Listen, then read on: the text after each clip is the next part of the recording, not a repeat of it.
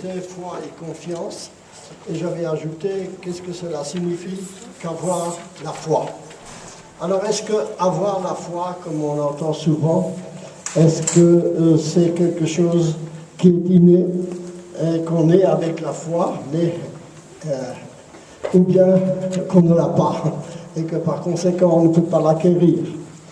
Au contraire, est-ce que c'est un sentiment que l'on peut développer, que l'on peut prouver, et qui relève peut-être également de l'esprit? Le fait de la foi du charbonnier, c'est-à-dire une foi simple qui ne se pose pas de questions. Est-ce que c'est ça aujourd'hui la Emouna? Et puis alors, et surtout, est-ce que la Emouna dans l'épreuve, c'est le sens de ce séminaire, est-ce que cela a un sens et qu'est-ce que cela signifie que la Emouna dans l'épreuve? Comment est-ce qu'on peut le comprendre?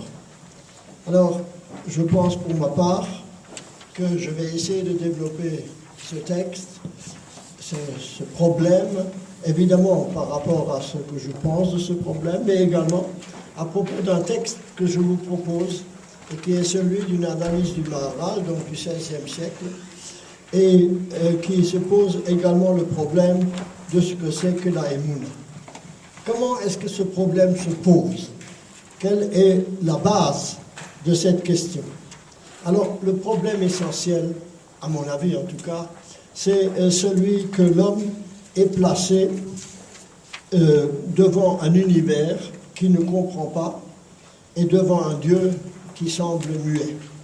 C'est-à-dire qu'entre le silence de Dieu et le silence du monde, il y a l'homme. Et alors, l'homme se pose la question, qu'est-ce qu'il fait dans ce silence? Quelle est sa place? Je pense que la première chose, c'est effectivement de sentir qu'il est obligé de construire sa place. Et alors, il y a deux possibilités. La première possibilité, c'est celle de dire qu'il y a un Dieu et de se poser la question, que signifie alors le monde? Comment est-ce que ce monde, tel que nous le connaissons, et à travers les épreuves en particulier, le mal qui se développe, il y a un Dieu, comment est-il possible qu'il y ait ce monde? C'est une des possibilités de se poser la question. La deuxième question, c'est à l'inverse.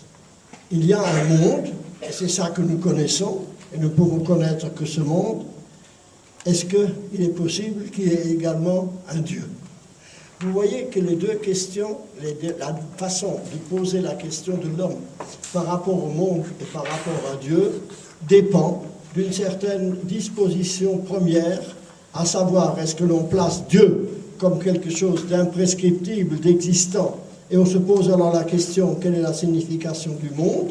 Au contraire, et c'est le contraire de la foi, on dit, il y a un monde, est-ce qu'il est possible qu'il y a également un Dieu? Vous voyez que la question se pose d'une certaine disposition d'esprit, une certaine façon de se préparer à cette question. Eh bien, il me semble que le texte que je vous propose et sur lequel nous allons réfléchir est un texte qui permet précisément de répondre à cette question-là.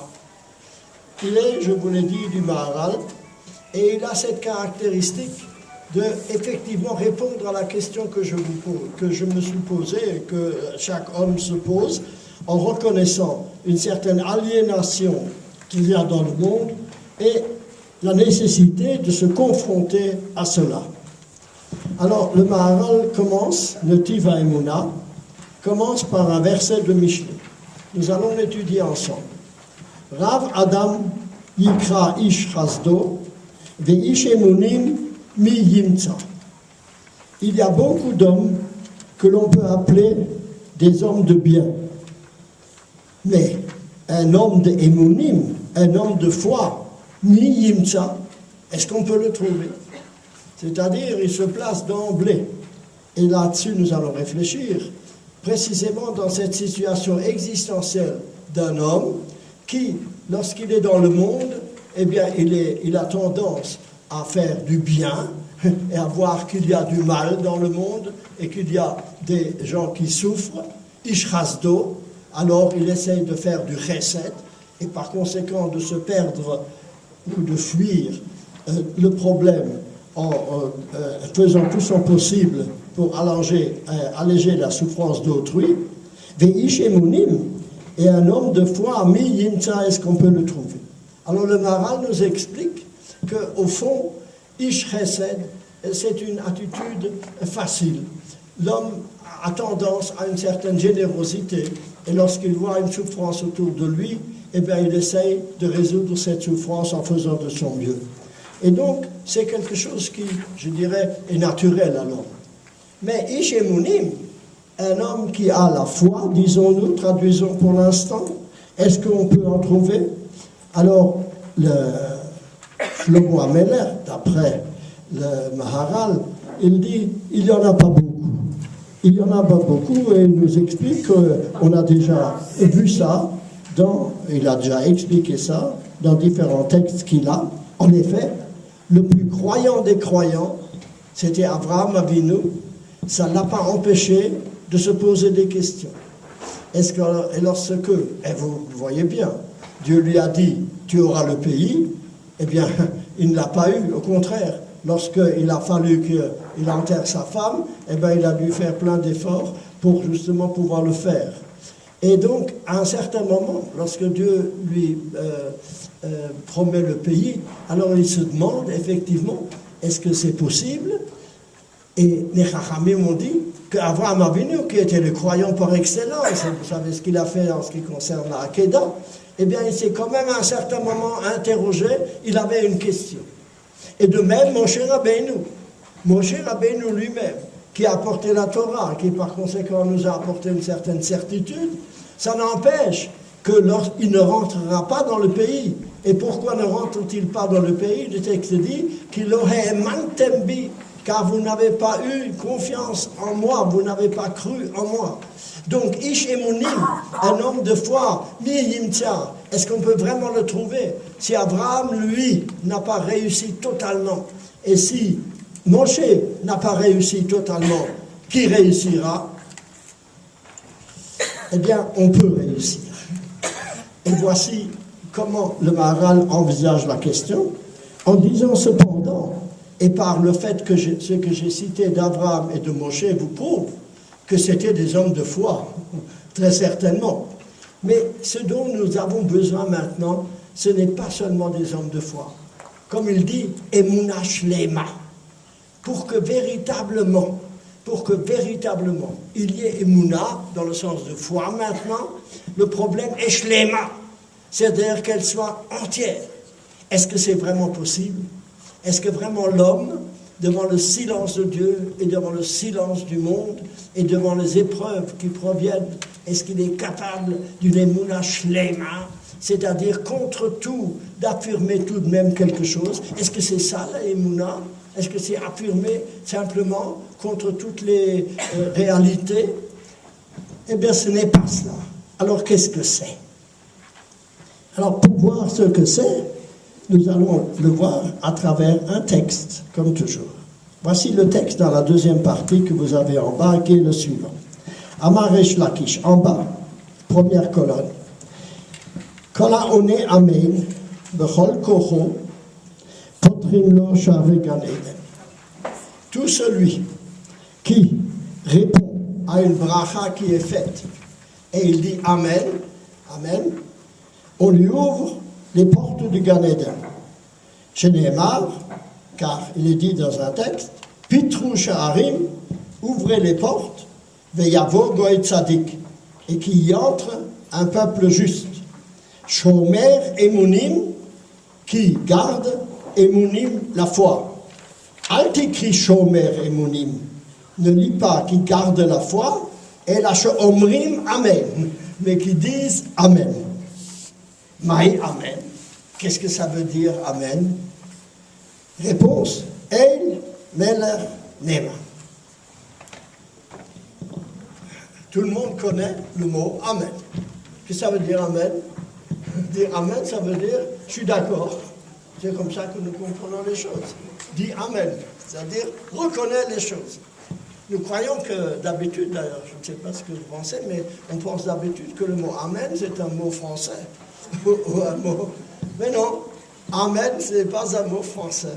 alors qu'il a été adopté dans toutes les langues. Et on répond Amen, mais en vérité, Amen, ce n'est pas un mot français, c'est un mot hébreu. Et qu'est-ce qu'il signifie? Aleph, Mem, Nun, Maï, Amen, dit la Gemara. Qu'est-ce que ça veut dire Amen? El, Meler, Neman. El, Meler, Neman, c'est Aleph, Mem, Nun, c'est l'acrostiche.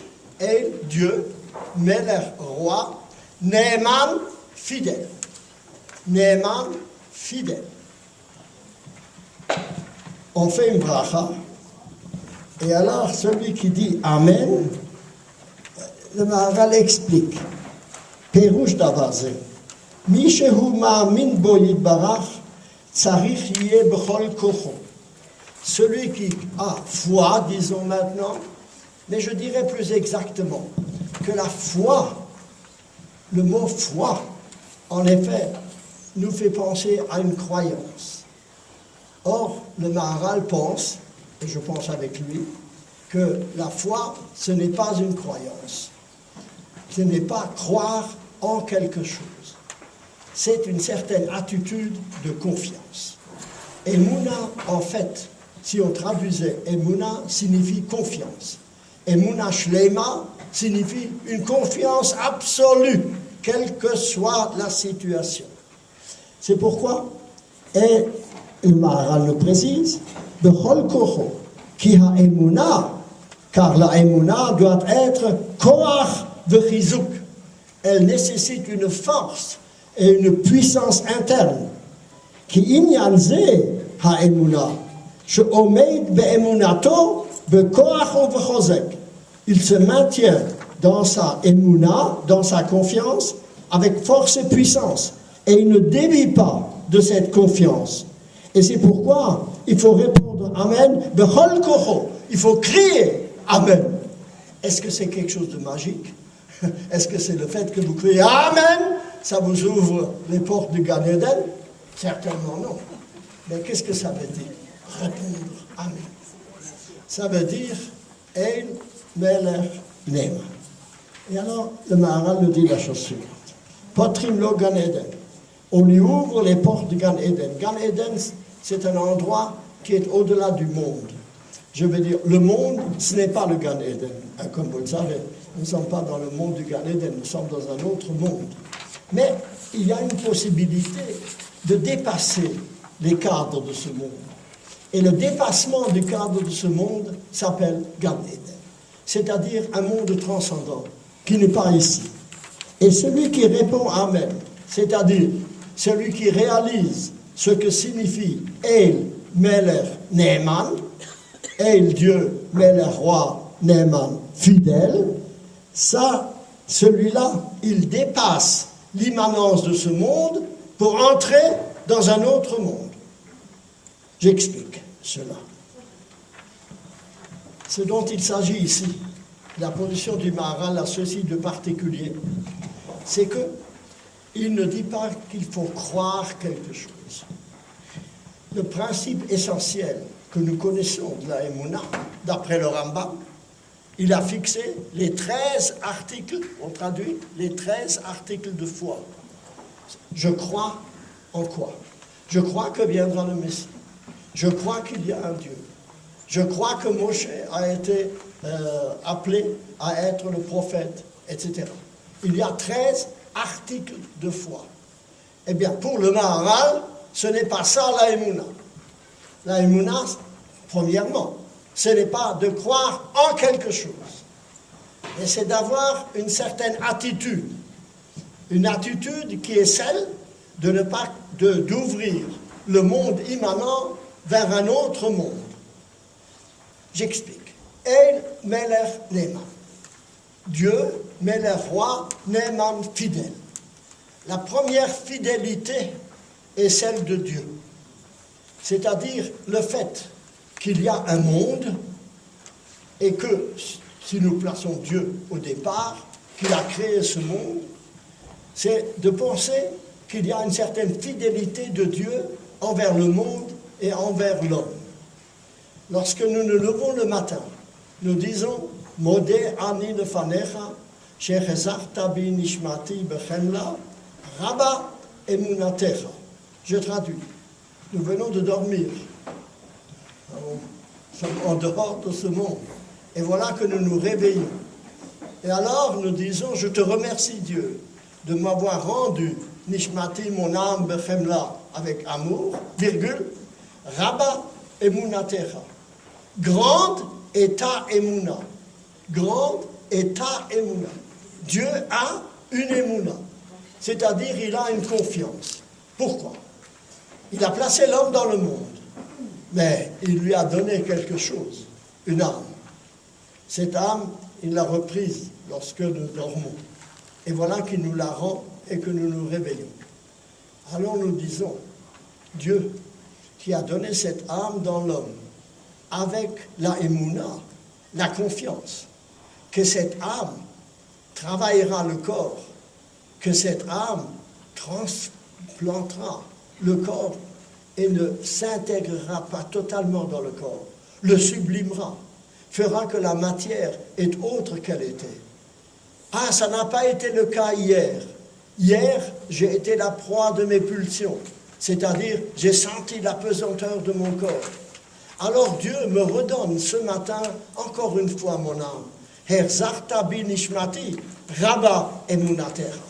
Ta confiance en l'homme est grande dans ce fait que tu me rends de nouveau une âme et tu as confiance que ce qui n'a pas été hier sera demain. Et même, si ce n'est pas demain, ce sera après-demain. C'est-à-dire que si l'homme a une âme et qu'il n'est pas seulement corps intégré dans le monde, mais qu'il a en lui une certaine aspiration vers être autre chose que ce qu'il est, à pouvoir se transformer par le fait qu'il sent dans la profondeur de lui-même qu'il est nécessaire qu'il soit autre que ce qu'il est, et bien c'est cela qui ouvre les portes du Gan Eden. C'est ça qui fait que la journée commence, non pas par une intégration totale dans le monde, mais par une volonté de transformer ce monde. Eh bien cette transformation fait que l'homme n'est pas intégré totalement dans le monde, potrim lo shar Gan Eden. C'est pour ça, celui qui répond Amen avec toutes ses forces, c'est-à-dire je ne suis pas totalement intégré dans ce monde. Et il y a un Dieu, Meler, il est roi, Neman, il est fidèle, et le Maharal nous dit qu'il y a une progression en cela, et c'est le Dieu silencieux qui est dans le ciel. Meler, il est roi. Un roi, ça veut dire qu'il a un rapport avec ses serviteurs. Neman, c'est un roi qui est fidèle, c'est-à-dire qu'il a, malgré les difficultés qu'il y a, à ce que l'âme sublime le corps, à ce que l'homme se sente autrement que ce qu'il est, et qu'il sente en lui une aspiration, dans la profondeur de son être, qu'il y a la possibilité et même la nécessité de s'ouvrir à autre chose pour être, eh bien, à ce moment-là, eh bien, elle, Meler, Némon, de toutes ses forces, dit le Maharal. Parce que ça veut dire, il y a autre chose qui m'attire. Cette autre chose, le Maharal l'explique par le fait que l'homme est un arbre. Adam, Eitz Hasadeh. Mais c'est un arbre renversé. L'arbre, normalement, que nous connaissons dans le jardin, il a des racines dans la terre et il s'élève vers le ciel. L'homme aussi est un être qui est comme un arbre, mais c'est un être renversé. Les racines sont dans le ciel et il se développe ainsi autrement. Quelles sont ces racines qu'il a dans le ciel? C'est l'âme qu'il a en lui, qui est une étincelle divine qu'il a en lui, quelque chose qui le taraude, quelque chose qui fait qu'il ne peut pas s'accepter totalement tel qu'il est et qu'il doit être autrement. Un appel qui lui viendrait d'autre part et qui est dans la profondeur de son être. Eh bien, à ce moment-là, lorsqu'il sent cela, il est comme l'arbre qui, lui, est implanté, je dis bien, dans autre chose et qu'il tend vers le monde. Eh bien, à ce moment-là, il est le Maharal, je lis avec vous, dans la deuxième colonne. Potrim lo Gan Eden, et vechol peticha, davar shehu sagour. Quand on dit ouvrir, ça veut dire qu'a priori c'est fermé. Il faut qu'on ouvre ces portes. Venaoud, Vaneila Hazot, et cette fermeture, Shahadavar Hagashmi, Naoul Lefanav, Hadavar Habilti Gashmi. Le monde, je traduis, le monde immanent, eh bien, il ferme pour l'homme ce monde spirituel supérieur. Et quand il répond Amen, Humidavek Bamish Humamin. Humidavek, ça veut dire il colle, il adhère. En quoi? En qui? En quoi? Non pas dans une croyance, mais dans une confiance en quelque chose qui l'attire vers autrui, vers autre chose. Il Humamin, oui, Hashem Yitbarach. Et c'est ça la nature même de la confiance.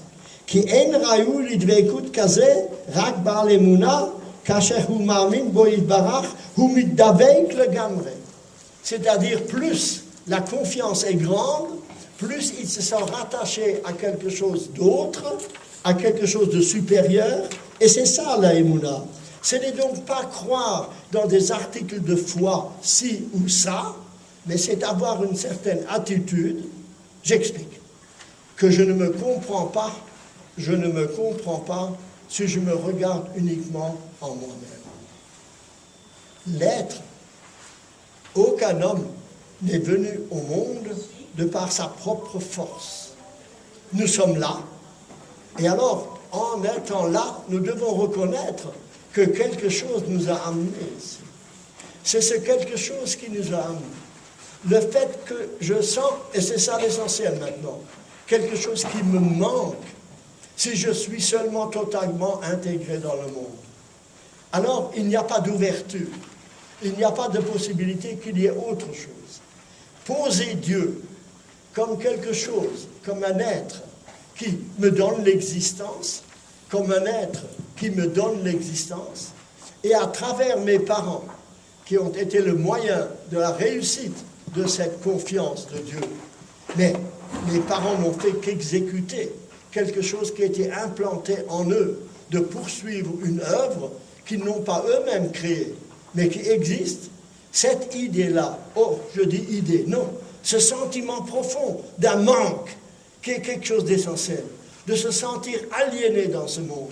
Et plus je m'y plonge, plus je pense qu'il y a quelque chose qui n'est pas moi. Il y a une partie de moi qui aspire à autre chose. Ah, cette aspiration, plus elle est totale, plus elle me raccroche à ce que nous appelons le Gan Eden, c'est-à-dire à une foi que je ne peux me comprendre dans ce monde que si quelqu'un m'a placé. Et ce quelqu'un qui m'y a placé, nous l'appelons Dieu, et nous ne savons pas ce que c'est, nous ne pouvons pas lui donner une définition, mais nous pouvons, oui, dire que nous ne sommes que si nous sommes rattachés à cette divinité-là, que nous sommes rattachés à quelque chose qui explique notre présence. Sinon, eh bien à ce moment-là, nous sommes dans l'immanence et nous ne le comprenons pas nous-mêmes. Donc, par conséquent, cette possibilité, celui qui répond « Amen », ce n'est pas dire « oui », comme on dit « béni, Amen hein, »,« béni, béni ». Non, ce n'est pas ça. Qu'est-ce que c'est « Amen » ? On entend une bracha, et alors celui qui répond, il dit « non pas c'est vrai, mais j'ai une absolue confiance dans cette chose ». C'est tellement étonnant. La chose la plus élémentaire.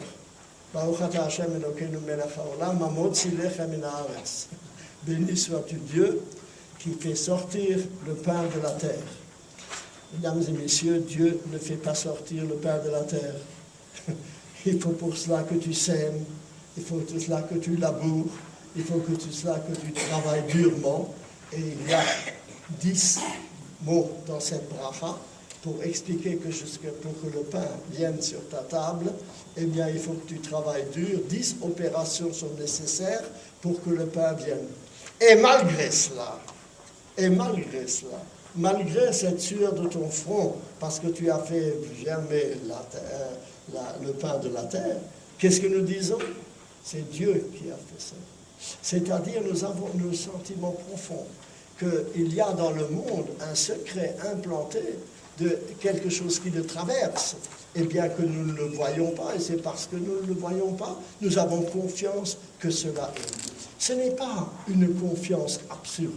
Ce n'est pas parce que nous ne comprenons pas que nous disons que c'est ainsi, mais parce que nous avons, et c'est ça l'essentiel, le sentiment essentiel que nous ne nous sommes pas faits nous-mêmes, que notre être n'est pas total s'il n'est pas raccroché à quelque chose qui lui est supérieur. Et à ce quelque chose qui lui est supérieur, nous pensons qu'il y a la possibilité de l'homme de le faire descendre précisément sur la terre afin qu'il soit présent. Ah, nous avons travaillé dur pour que ce pain soit sur notre table, et pourtant, nous avons le sentiment profond que cela ne suffit pas, que ce n'est pas notre travail seulement qui peut le faire, mais qu'il y a une bénédiction dans le monde, il y a dans le monde quelque chose qui le traverse, et ce quelque chose qui le traverse, c'est la divinité qui est le dynamisme intérieur du monde que nous sentons à ce moment-là. Combien cette activité de se nourrir, de mettre quelque chose de matériel dans notre corps, devient véritablement, à ce moment-là, tout à fait autre chose qu'une simple activité physique, par le fait que nous disons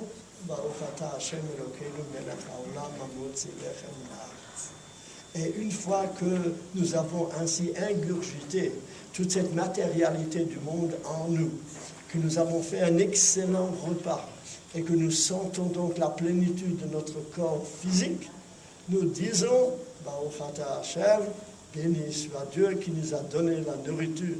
Nous reconnaissons, ça transforme totalement l'activité physique de l'homme et lui donne une signification, raccroche cette activité matérielle, la plus matérielle qui soit, à quelque chose d'autre, fait que notre table, comme le disent les Chachamim, est véritablement un misbéach, devient véritablement un autel, et non pas une table rabelaisienne, où lorsque l'on a fini de manger, on va vomir pour pouvoir recommencer à manger, comme c'était le cas chez les Romains.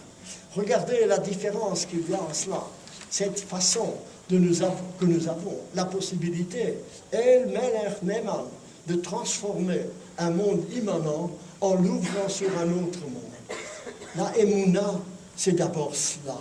C'est d'abord le sentiment de la profonde humilité de l'homme qui, bien qu'investi d'un pouvoir de travail et d'un pouvoir de transformation du monde, sent que ce monde dépend tout de même de quelque chose qui lui est transcendant.